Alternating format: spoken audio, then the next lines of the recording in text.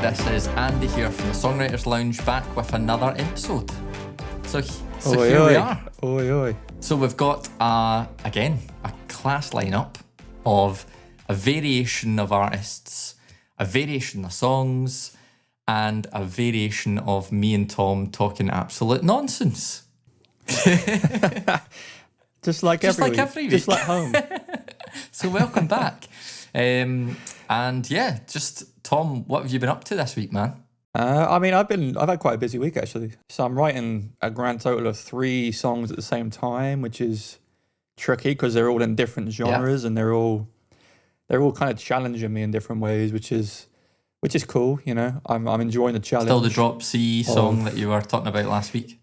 Yeah, my thing is, so I treated myself to a new guitar plugin. It's called STL Tones. And my mate actually has a preset pack available for it. It's like a Kemper preset pack. But I haven't found a tone I like yet. So I'm just going through it. And I remember how annoying it is with my old band. We used to play in drop C sharp. How annoying it is to reamp everything and find a nice tone. It takes, and I don't know any of like the guitar kind of amp stuff, as well as maybe an actual guitarist, in my opinion, would. So that's been fun. It's been a challenge. Is it like... I think I've dialed... Is it like is it the Joey Sturgis? Is that the STL Tones? Is that his plugin, or is that a different thing I'm thinking of? No, it's just a random company. Okay. I've definitely came across it, you know. Yeah, I mean, it's awesome. It seems to be more for the heavier side of music, but all these like top producers and some like guitarists in certain bands, so like Architects have presets. Oh, class. Memphis May Fire. So it's like the heavier bands that have their tones, but of course, I don't have a $5,000 custom guitar to run it through. True. So that's the problem I'm running in right now. True. So I'm probably going to buy some kind of boost pedal to try and beef it up. Kind of, I don't know, like a treble pedal maybe. I don't know. Yeah, just to beef it up a bit. But that's been really fun. Cool. My wife and I are looking at buying our first house. No way. Yeah, so that's fun. On that's the mortgage market. On the mortgage market. And well, the thing is as well, in the States where I am, like basements are really popular. So I'm just, I mean, you've got to explain what you mean by... You mean like basement apartments, or? No, like a basement. Like you go downstairs and you're in like the whole floor plan of the house is one massive open room. Right. Okay. So I'm going to build a studio down there. Class. Which is a studio and not a dungeon. Care about. Not a dungeon. I hope not. Some of them are really scary. This took a weird turn, but yeah, cool. That sounds good. Yeah, that's exciting. We're working now actually with a company called Mixed in Key to try and sort you guys out some sweet deals. They're just an amazing plugin company, and we can get you some cheeky discounts. Yes. I mean, we've been flooded with amazing compliments for both the podcast and just our content in general. So thank you very much. We're working with crazy cool artists all over the world in our Story Behind the Music series. If you don't know that, it's like songwriters from around the world explain the story behind their music. So you get different kind of insights, which is amazing. We're like pretty much got one continent left and then we're like literally all over the world. Yeah. So just amazing stuff. It's great to hear everything. And it's been a busy week. What about you, man? Yeah, good. I've just started to work with a new kind of under the radar, very soul vocalist that I found on Instagram, of course, where else? And she's got like, you know, she's at the very, very start of her journey, but she's just got such like raw talent. And I was just like, look, let's work together. And I think we're going to create like an EP together and then pitch it to management and labels and see if it will take her off, because she wants to do music full time, you know, and I really wanted to mix her voice. Basically, and write to her voice, you know, so that's been pretty exciting. And my next track that I've worked on for quite a while, Without You, is coming out this Saturday, I think, so that's quite exciting. I don't know if that'll be my last, maybe this side of Christmas, that I'll release myself.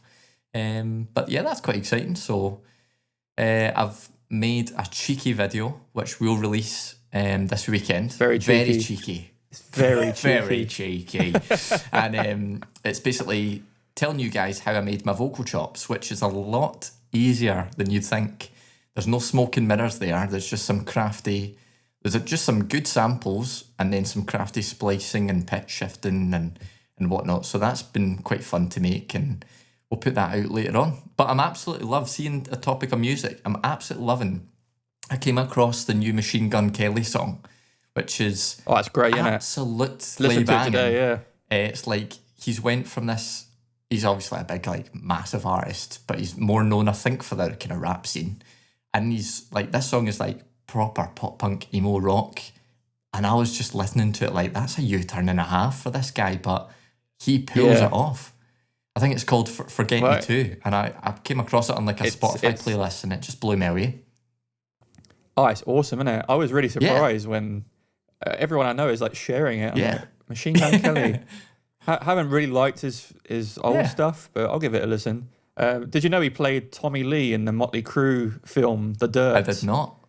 Did you know that? That's a fun fact. I did not. Yes, and he smashed it as well. He did really well as Tommy Lee. Class. So maybe the Motley Crue film inspired him to start writing that. I didn't even know there was a Motley Crue film in existence. Is that a bad thing? Oh, it's awesome. I need to check that out.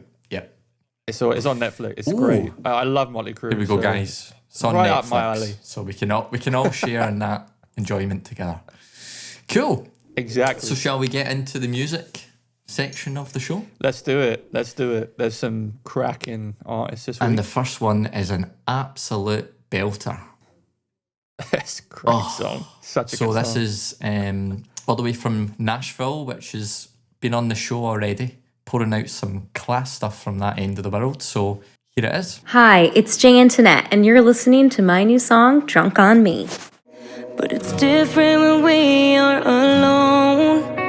Even bad guys have a soft side, and that's why I can't let him go. He says it ain't the booze, swears I'm drunk on you. I'm in deep, I'm losing control. It tastes like the men that I met in my past, like Jose, Jim, and Chad, lighting me up like an old cigarette, and I keep on coming back. It drives my heart like he stole it.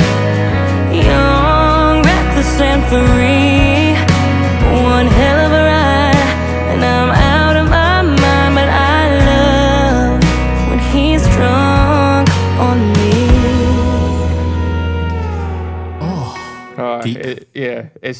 It's a banging song. It really is. I mean, straight away when I heard her like air on that vocal, I was like, straight away. God, straight away that was like, I just knew that this was a good song. Like, you know, when you just tell there's that kind of just quality.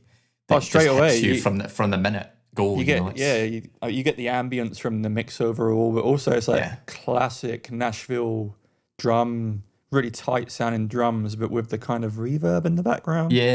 Which is sick. So this is Jay Antonette. She is awesome. We've worked with her before on A Story Behind the Music, so if you want to know more about this song, definitely check it out. She is awesome, and she's also super lovely, and her music is like second to none. A little bit about her. She started as backup singer for Melissa Etheridge, a really popular artist. She's also sung backup for Grammy Award winner Michael Bolton, which is awesome. Do you want to know a fun fact? Yeah, go on. So's my mum. Are you joking? No. But That's like in sick. a really, really bizarre, like I think she was on like the choir of like one of these things when he came like on tour, and it was like, you know. But anyway, we digress. That's a really random. That's awesome fact. though. But yeah, she's had her songs played on popular TV shows, and she continues to just absolutely slay it in Nashville, writing for herself and other people. And I mean, as you can tell by that just small little snippet.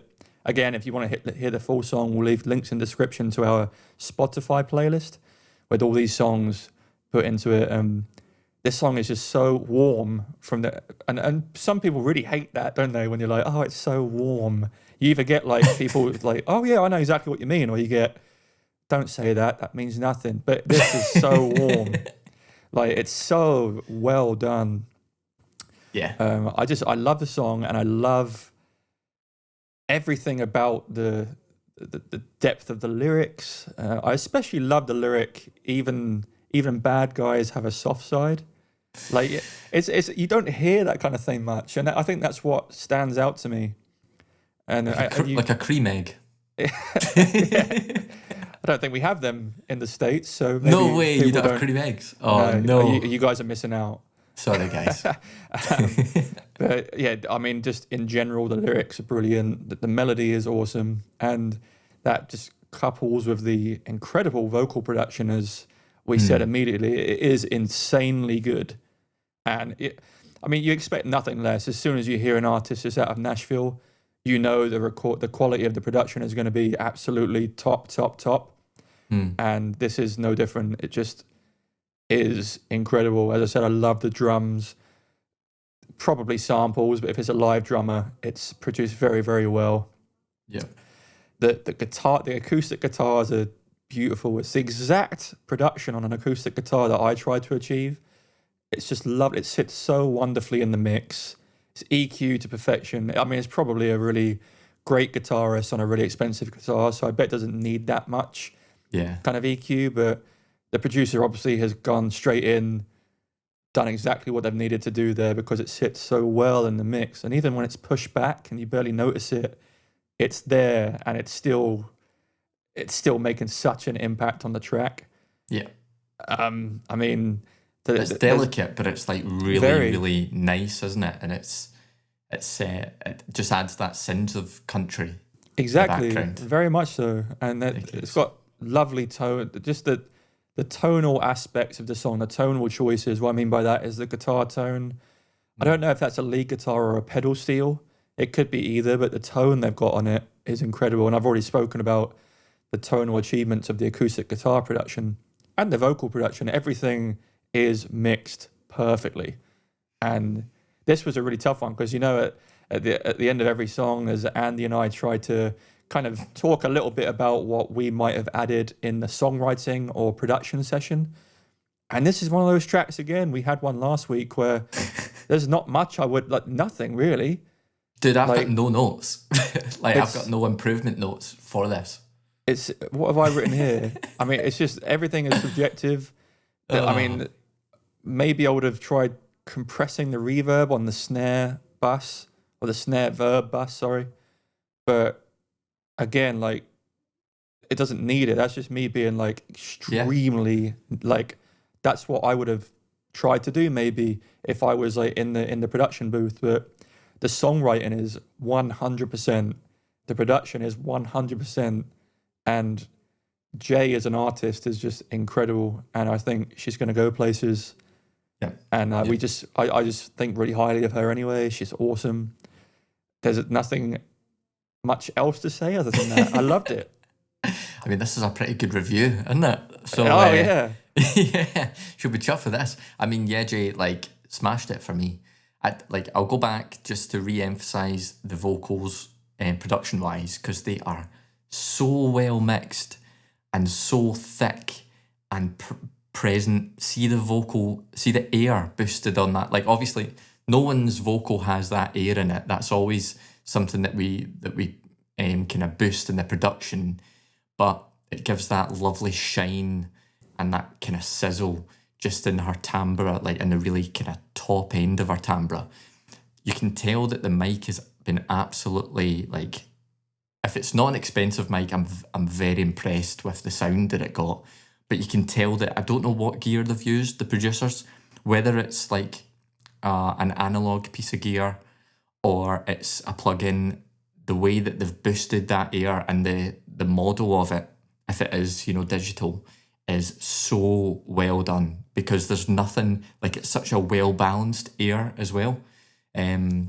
Sometimes when I'm kind of boosting air, like, you don't get that smoothness, and there's like spikes that come through in certain frequencies, and you'd need to do a bit of treatment there. This just sounds really smooth, but really, it's just really, really good.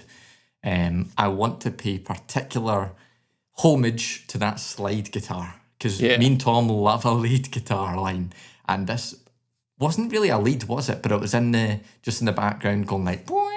Yeah, it's just presence, isn't it? It's just presence and shine. Mood, ambient, chilled out, just kind of... Again, I can imagine a guy with like a hat on, with a big fat cigar in a jazz club, just like, just... Shirt unbuttoned. Sliding away, yeah. Just a super cool guy. Exactly. And then love the chorus, because I love how...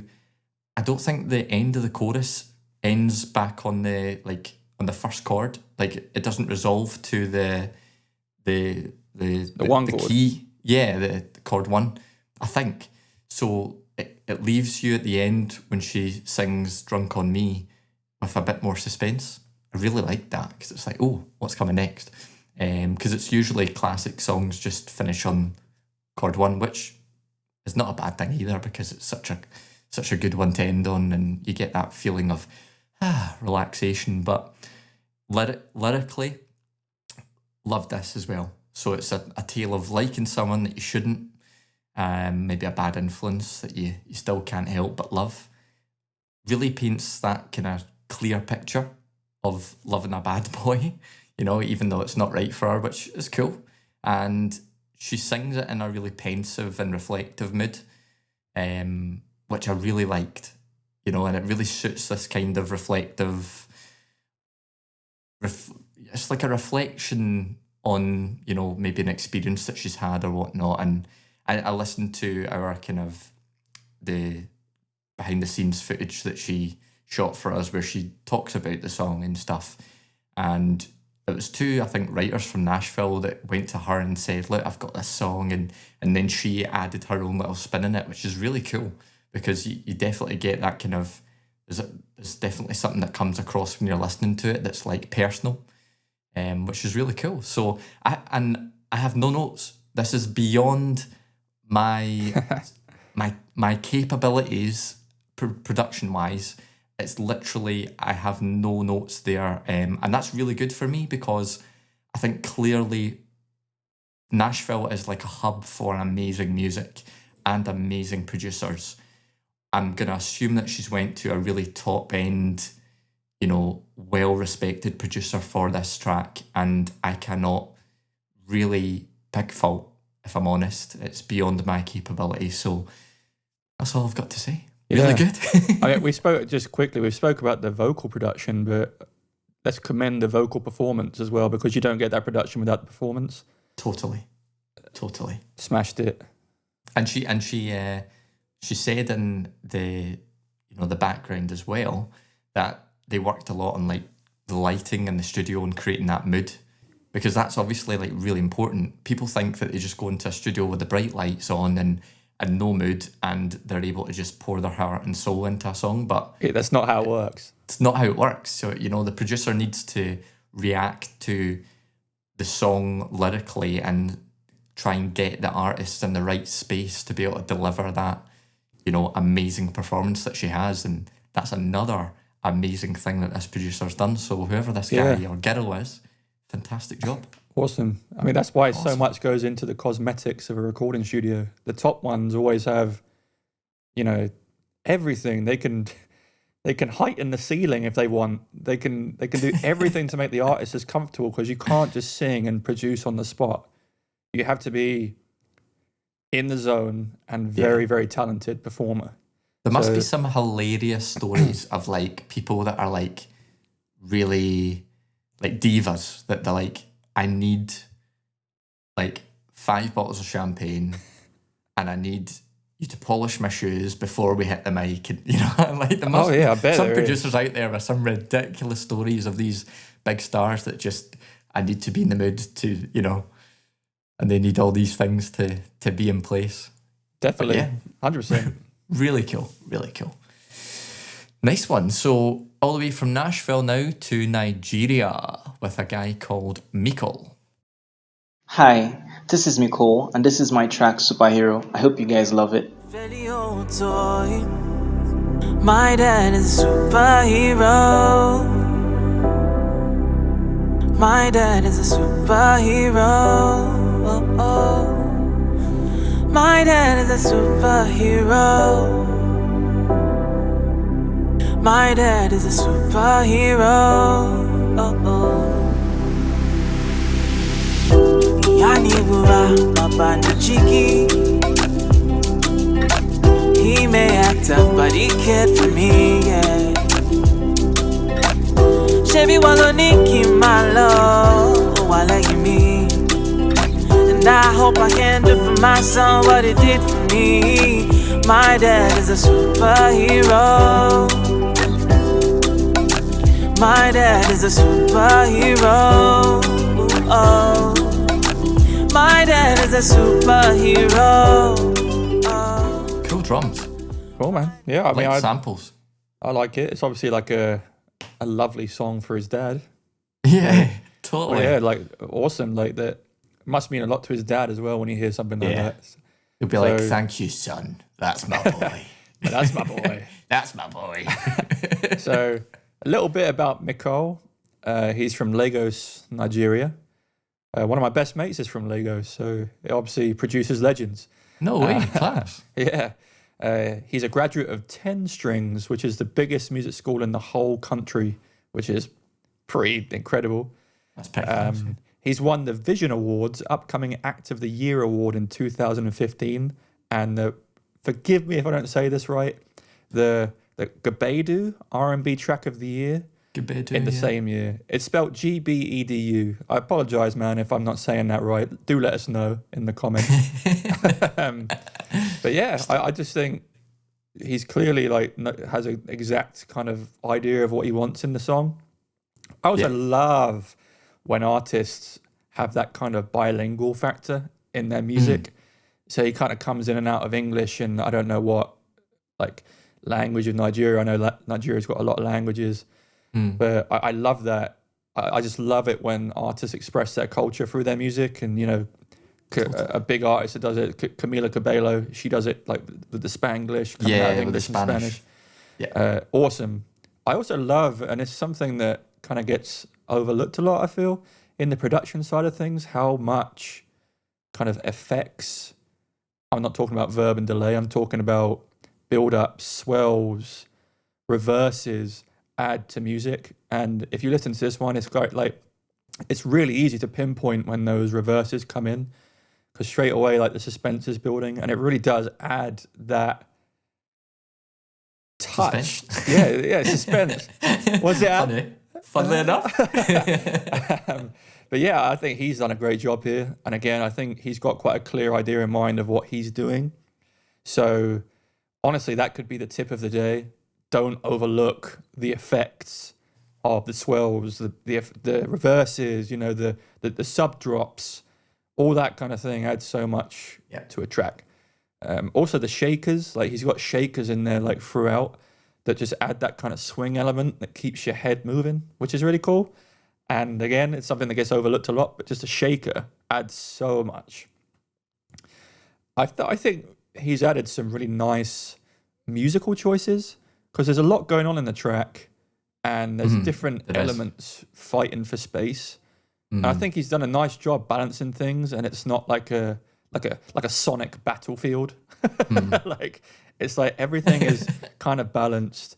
That being said, to my ears, I think the high mids, maybe around the 1.5 to 2K range, there's a frequency there that I would have completely notched out. I can't really pinpoint it unless I went in and kind of got surgical with things, but to my ears, that there's from a production standpoint, just around that range, there's just a frequency there. It's kind of bothering me, but not too much. Like I'd still really enjoy the song.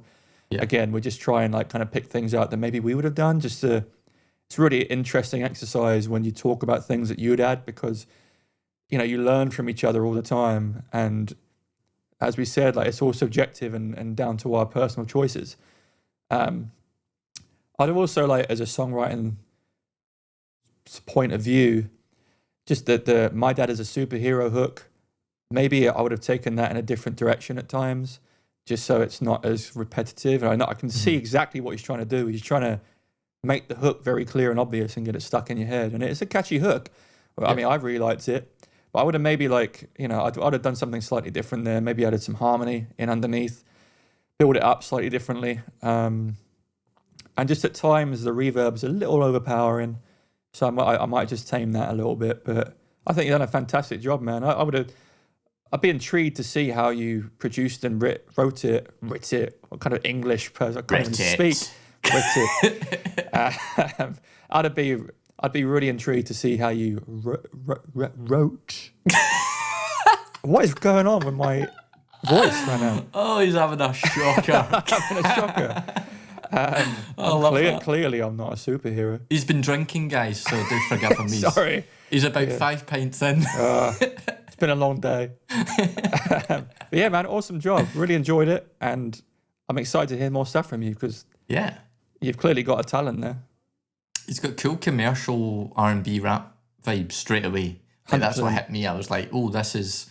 Like, I can tell the playlists on Spotify that this would blend into nicely. Really well produced vocals. Again, it is, yeah. So really nice air, lovely sizzle. I quite liked the reverb on it, and it was really... It had a lot of depth to it, and I just think, like, with reverb, sometimes they kind of compete with the natural sound of someone's voice. I feel like the reverb on this particular vocal blended with the vocal really well. I just really like it didn't... It was almost like an effortless reverb. There was no fighting going on there, but like what you said with the whole sonic battleground, there's no verb battle going on for me. Absolutely. The sound design elements, loved them. So a lot of effects, like you mentioned, Tom, and the kind of... These different sounds, some of them are really subtle, but they all create that kind of swirling sonic... It's almost like a sonic mess, but it makes sense to me. It's maybe not the best way to describe it, but it just kind of... I really just like that kind of whirling around, and the build effect that you used as well, just before the kind of drop to the main chorus hook. Really liked that. But I think the main thing I liked in this song was the drums. I loved I couldn't quite work out what the drum sounds were, but they're obviously samples, right? But they've got this cool, interesting kind of sonic sound to them, I guess. And I don't know if he just took them from a sample pack, or if some of them he recorded, but they're really cool. And one of the drum sounds is almost like a kind of guitar-like synth, kind of plucked, kind of synthy sound. So it was a bit melodical and tonal as well, which was quite cool. I really liked that. Loved the bassy pad. So in the verse, when it's like at the very, very start of the snippet that we played, he's got this really, really warm bassy pad that's going on, and that was, I liked that in the background. That was really nice. And yeah, just again, good like levels in the track. I think that the amount of bass that you chose to balance in the low end was probably kind of perfect for me. It wasn't too overpowering, but I wasn't lacking it either. I think like listening to it, you got that definitely bang on. In terms of looking to improve it, I guess for me, I'm kind of like the same. I noticed a bit around the 800 hertz region, so just a bit less than your 1 to 2K. But there was the piano, I think it was on the kind of panned right side. It was just maybe a bit kind of too much in the 800 hertz region for me. So a bit of ducking of that would have been just nice to kind of soften it. It's a bit too kind of, I don't know if tinny is the word, but it just sounded a bit too, I guess I'll go for tinny. Who knows? we'll pick a name. We'll call it tinny. And yeah, I agree. The lyrical element, obviously my dad as a superhero is super, super transparent and clear, and a very raw and direct hook, which I liked. And I liked the fact that it was repetitive, because you got the emphasis of how much his dad is a superhero. But yeah, I'm like you. I prefer just a little bit of variation and development of the lyrics in general. So a bit more, tell us a bit more about your dad kind of thing, rather than just repeat my dad is a superhero, maybe different lyrics that emphasize that and give us a bit more background and make it a bit more real as to, why he's a superhero and that kind of thing. But really, yeah, I love that song. Really cool. Really cool. Yeah, I really like his voice as well. I think he's got a lovely voice. He does. Really nice voice. And he's clearly doing very well for himself, with all those awards that you mentioned at the start. So hats off to you, my man. You're grafting and it's getting there. Definitely. Yeah, I can't wait to hear more, honestly. Yeah. And what a small world that he's from the same place as one of your best friends. That's crazy. I mean, Lagos is a huge city, man. It's probably one of the biggest in the world. Shows you what I know. Shows you what I know. Cool. Well, that leads us on to our next track, which now we're going from Nigeria. I love this. See, when I introduce songs and we go from like one end of literally the world to the bouncing other. over the world, yeah. I love this. So now, guys, we're going to take you on a trip all the way to Israel. Hi guys, my name's Avaya, introducing my new single, Pathetic. Hope you guys enjoy. And maybe if we make a change, it'll all be great. It can all be great, can it? Maybe if we stay the same, all our problems will fade away. I know that you're coming home with her on your mind for the millionth time.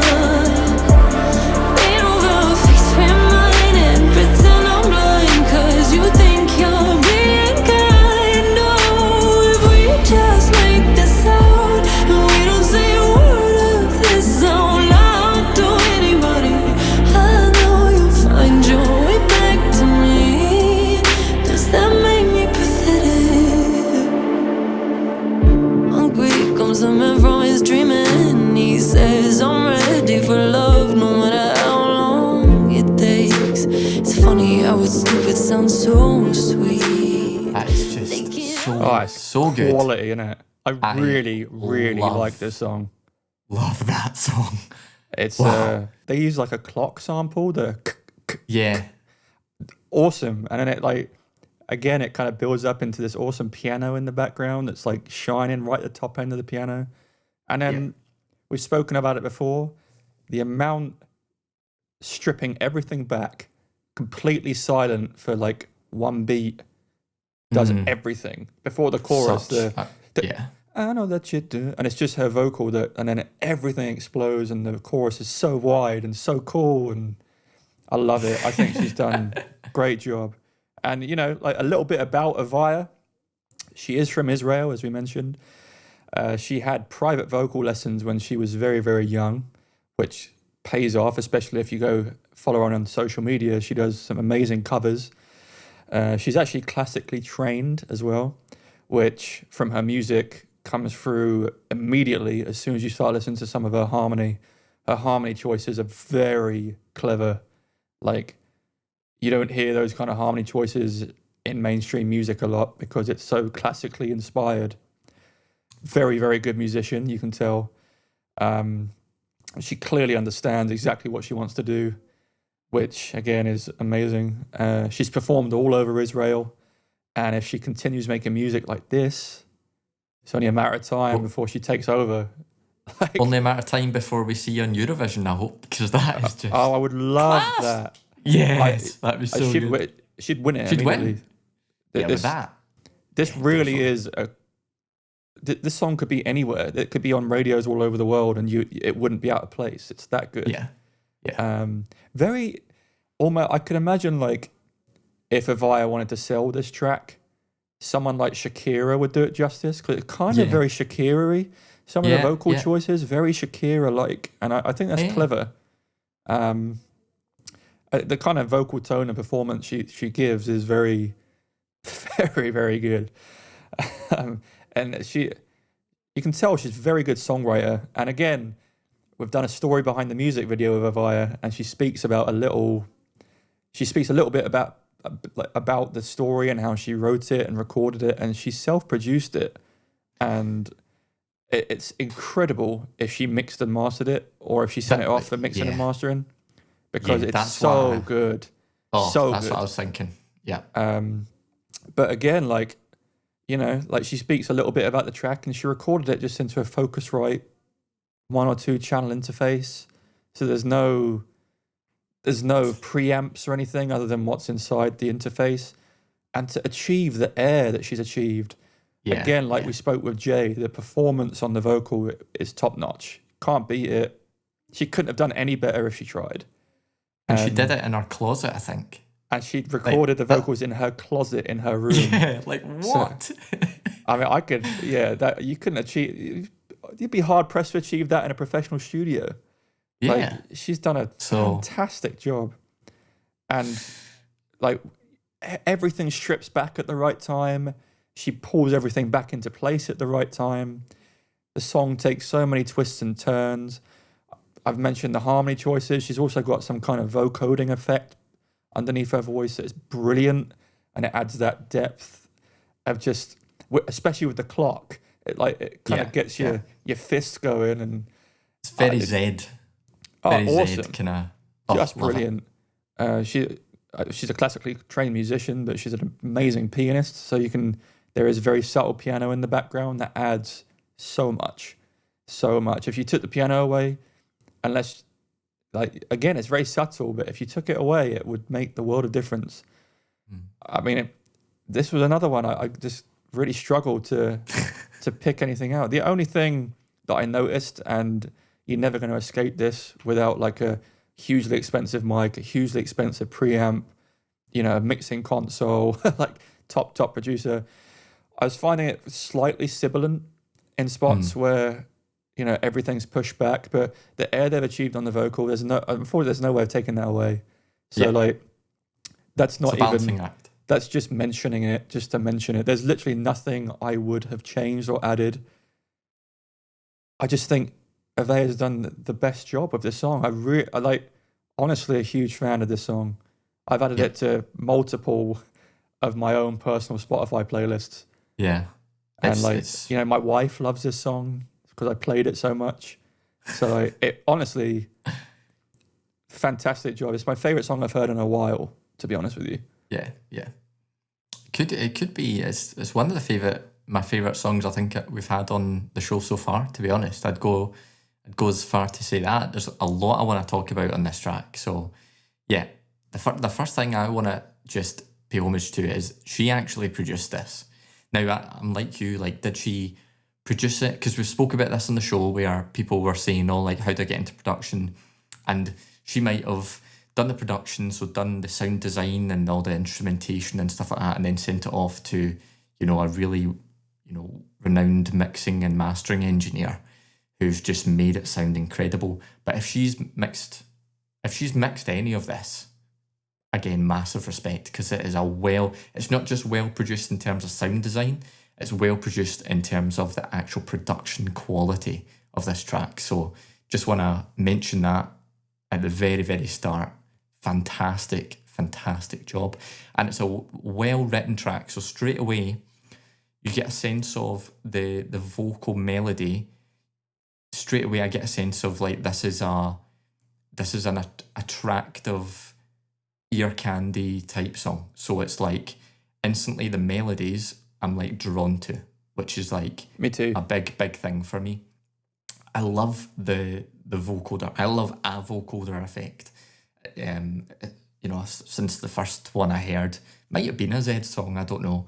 I was just like, I'm in love with this effect because I don't know, it just adds so much saturation and kind of coolness to that verse, and it's such a interesting like direct comparison to the chorus because she's got that like effect on the verse and not in the chorus, and it's super thick but subtle in the way that it just sits nicely behind her vocal, but it's like it's still thick and wide, and yeah, loved that. Really loved that. And the TikTok, was a big fan of that. Big fan of a TikTok sample. Wait.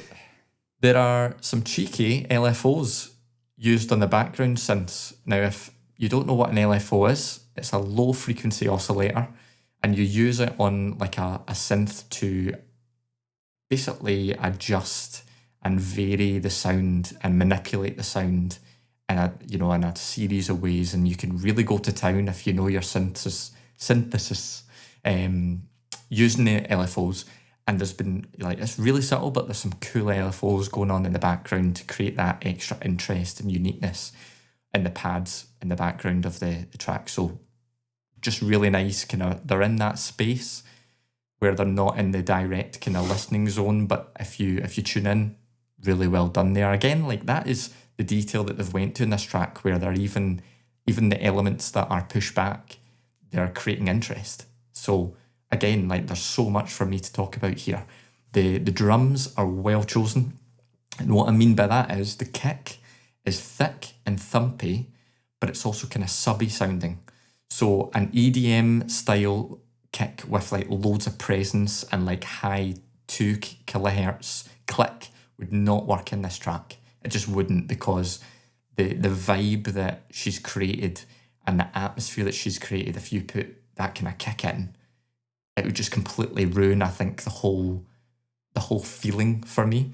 And again, that sample was brilliant. It just worked. It gave that kind of thump, that kick, that rhythm, but it did not overcompensate in the higher upper mids region. And she had some subtle vocal doubling going on. So when she goes from the verse to the chorus, it's very subtle, but she adds like double vocaling just to widen up her vocal even more, give that even bigger kind of impression of, here I am, it's the chorus, I'm going to sing even bigger in your ears. And I love that. Really, really well produced track. I think if I'm looking to critique it in any way at all, because it's so wide in the stereo field, there was maybe just a bit too much 400 to 600 hertz, like in the like hard panned areas. I think for me that's just being hypercritical, and there's quite a lot going on production wise, so it's like heavily layered. Just for me, there's just a little bit of loss of the detail, but in saying that, the way she's layered the sounds is amazing. Like, it sounds like a well layered track. I think just from a personal preference, I like to hear a bit more kind of space and clarity in the mix. So I don't know if that would mean, taking one instrument down, a good few more dB, just so it creates, less of that frequency overlapping. Or if you take a couple of instruments out and really just focus on the ones that you've got, just having it in the space and opening up that frequency spectrum. I don't know, but that's just I guess my personal perspective, but one of my favourite tracks so far. So, and it'll be in the Songwriters Lounge Spotify playlist, guys, and it needs to be spun. Exactly. I mean, honestly, don't forget to check out how the story behind the music video, because do that. It's really interesting, totally. And she shows you her home studio, and it's brilliant. She's done a fantastic job. She has. So mad respect for you, and please send us some of your stuff in the future. Please. Absolutely. Please. Because we're fans. I mean, I'll know about it before you send it. Yeah, Tom's wife's a fan now as well, so he'll probably find out that way. Yeah, we've got your posters up on the wall. Yeah, they've got mugs, they've got t-shirts. Everything. Creepy. No, they've maybe not went that far. But no, brilliant, really cool. And that kind of concludes our music section. We'll go on to our listener question submissions. And the first up is a guy called Andy G or G. What do you reckon? Andy G? I'm going to go with Andy G, because I kind of like how it sounds.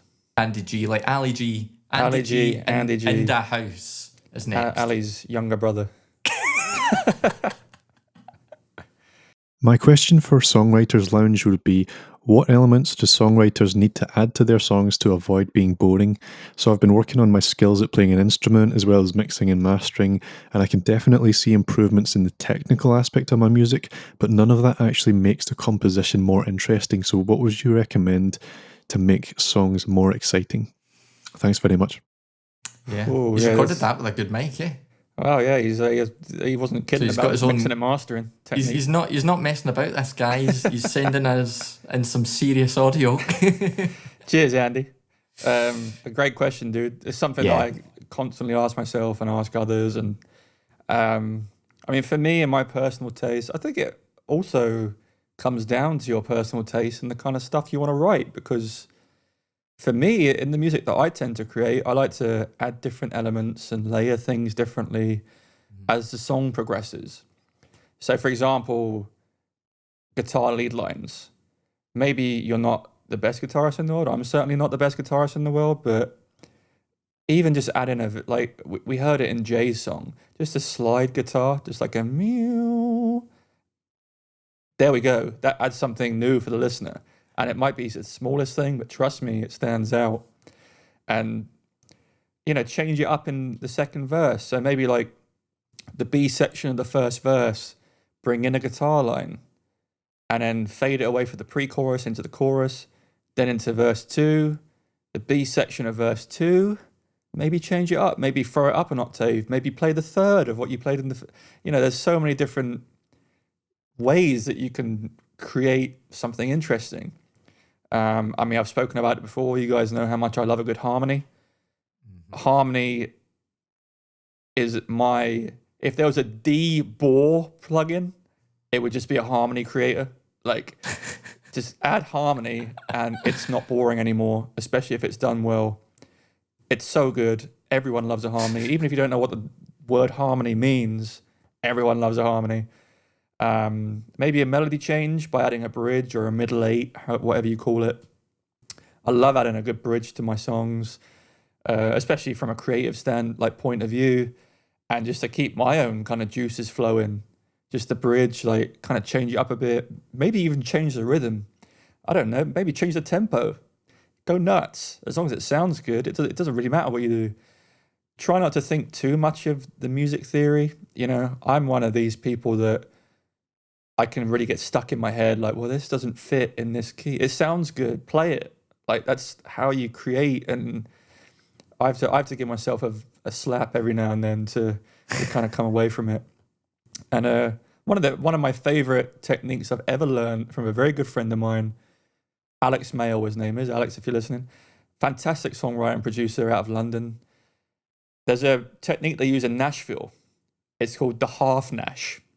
And what that means is if you had verse 1 as a 16-bar verse, you shorten that for verse 2. Verse 2 will be an 8-bar verse. Very, very common in Nashville songwriting. And to be honest, all songwriting. Yeah. But I think Nashville kind of really honed onto it. And I mean, Nashville, again, isn't just country music. Nashville has the best songwriters in the world. They write everything. And funnily enough, we've actually just partnered with a lovely, lovely songwriter out of, I don't know if she's out of Nashville, but she writes country music. Her name is Jamie Floyd. She's actually Grammy nominated. We've just partnered with Jamie because she has her own songwriting course, and it's a Songwriters Lounge exclusive because she's given 10% off to her courses. And I'll let Jamie explain a little bit about what it is and her background now. Hey everybody, I'm Jamie Floyd, and I'm so excited to talk to you about song therapy. But first, for those of you who don't know, I have been in the music business for over 25 years. I've had record deals, publishing deals. I'm a Grammy-nominated songwriter, and I wrote Kesha's last single. I've also been really fortunate lately to write all of the new music for a brand new Broadway musical. I've written movie soundtracks, but it hasn't always been this way. It took me a really long time to figure out all of the tips and the tricks to be successful in the music business. And there are ways to fast track yourself to your greatest goals. And here at Song Therapy, that's what we're here to help you to do. I'm really excited to announce that we have 2 packages available on promotion right now. The first is a 90-minute online coaching session with me. And we also have a week-long intensive as well. And so whether you're looking to just tackle one of your songs and make it the most competitive it could possibly be, or you're looking to dive in more at a career level, we're here to help you do that. Guys, I was a waitress when I received my first Grammy nomination. So if you're ready to get serious about your career, I'm so excited to work with you, and let's do it. So as Jamie said, guys, she's literally a world-renowned songwriter. She, as you said, she wrote Kesha's latest single. She's currently writing a Broadway musical. She's crushing it. I mean, she's written songs for Grammy Award-winning multi-platinum country artists like Miranda Lambert, Ronnie Dunn, Ashley Monroe, Hayden Panettiere, Kelly Pickler. She's probably got way more tunes than you've ever realized out there. She's also got songs on TV shows and movies, and TV shows and movies that you definitely would have heard of. Yeah. So she is the real deal. And to learn more, head to www.songtherapyonline.com. Use code Songwriters Lounge or send them an email and just mention that we sent you. Because it's very prestigious and she's obviously like a professional songwriter, you have to just, they call it the application process, but it's basically just an email expressing your desire to work with Jamie. And just mention that we sent you to get this incredible promotion that they're offering us. So definitely check that out, and we'll be spreading more of the joy of Jamie as we go ahead. But I'm going to pass it off to Andy to answer his question, this question in his own words. So how do I avoid being boring in a song? So for me, very quickly, it is the $1 million question that every producer or songwriter asks themselves. For me, it always comes down to emotion. So when me and Tom start losing our minds after we've reviewed one of your tracks on the show, it's because you've hit some of our emotions when we've been listening to the music, and it's triggered that kind of stimulus. So that could be sadness, and we could go, oh, or it could be joy, and we're like jumping up, and whooping, or we could, finish the song and we feel really relaxed. Whatever that is, whatever emotion you're going for in the song, just try and target that and make sure that you try and emphasize it. Now, how you do that, you can do it in a range of ways. Tom's already mentioned a few. But for example, if you're trying to write an acoustic song that's really chilled out and relaxing, you could add the sound of like a flowing wave really subtly, like hardly noticeable, but just, it's almost like a subliminal effect on someone when they're listening to it. They'll get that. It'll take them to the beach, or it'll take them to a holiday that they were relaxed on. Hawaii, baby, so that kind of thing, can work. If you really want to build energy in a track, impact samples I'm a big fan of them. So if you listen to like dance music and you get to the big drop, there's a reason why at the drop you hear this big, it's like a big boom, it's like a big boom. And there's a reason, because people just lose their minds when it gets to that, and it's because it's exciting and it's like a dynamic shift. So those kind of things are really cool, and the risers and the fallers, all that kind of stuff really builds and drops that energy. So you get that variation, and the listener gets taken on that journey. And if you want to create a really sad, solemn vibe, then you want slow, soft, delicate melodies, sounds, something that isn't high energy, because when you're crying, you're not usually, jumping around at the same time, unless it's a frantic situation, which I hope, no one will ever experience. But, when you're sad about something, you're often quite low energy, and you're slow and you're pensive. And so melodies, chords, rhythms, all that, decorate it to create that emotion. So emotion is key, Andy G. Hey, see? Hey. He's going to start his rap career now. I didn't even try that. But that worked. So hopefully that made sense as well. That was an awesome question, man. I really enjoyed it. Really cool. Really cool. So the next question now is from MIKOL, who we heard play his song second on the show. So he's also sent us in a question. Hi. So my songwriting question, basically, is sometimes when I write music, I could, be in the zone, and I could write, a song, two songs in the span of, a couple hours. And then sometimes it's just like a desert. There's nothing flowing whatsoever. I've concluded basically that, this might be, about mood and some other things, but I want to know, is it really about the mood, or is there a technique, behind being able to consecutively churn out music and consecutively churn out songs when you're writing music? I just want to know. You can tell this guy's a songwriter, eh? Because he gave that, like, instantly when he said, it's just like the desert, I was like, I get what you mean. Yeah, Like, no, I get it completely. He's lyrically visualizing. I'm there. I'm in that Yeah, I desert. get it. Yeah. That's And class. I wish there was a secret sauce or like a secret tip that no one Secret knows ingredient. Yeah. But there really is nothing, mate. And I've worked with all kinds of people that have different techniques. I've worked with people that need to be in the mood, and those magic moments kind of come when the mood strikes and only when the mood strikes. And I've worked with people that can turn it off and on whenever they want, and they'll write a banging hit no matter what mood they're in, no matter if they're tired, no matter if anything. They'll sit down. If they tell themselves they're going to write a song, they'll write a song. And to be honest, I wish I was like that. I had to be in the mood. The best advice I can give, and I had to think about this for a while, I actually had to go on a walk to think of this and try and block everything out just to think of this question, because I want to give you some kind of meaningful advice. So the best advice I could come up with is, when that kind of moment strikes, ride that wave, baby. Like, take that, just ride it. And it doesn't matter if you write something that's complete trash or you write something that you're like, damn, this sounds good. Don't think too much about it. Let the feeling take it. And there's an expression that like a lot of songwriters say, and you'll hear this all over the world, that the song wrote itself. And I think only songwriters understand that feeling, because you can't explain it, but when the song writes itself, it just does write itself. And that is what I mean by riding the wave. Don't think too much about it. Just, if you heard the song on the radio, maybe record it on your phone and record what you've got. And then just think, what would I like after this? And just hum it out.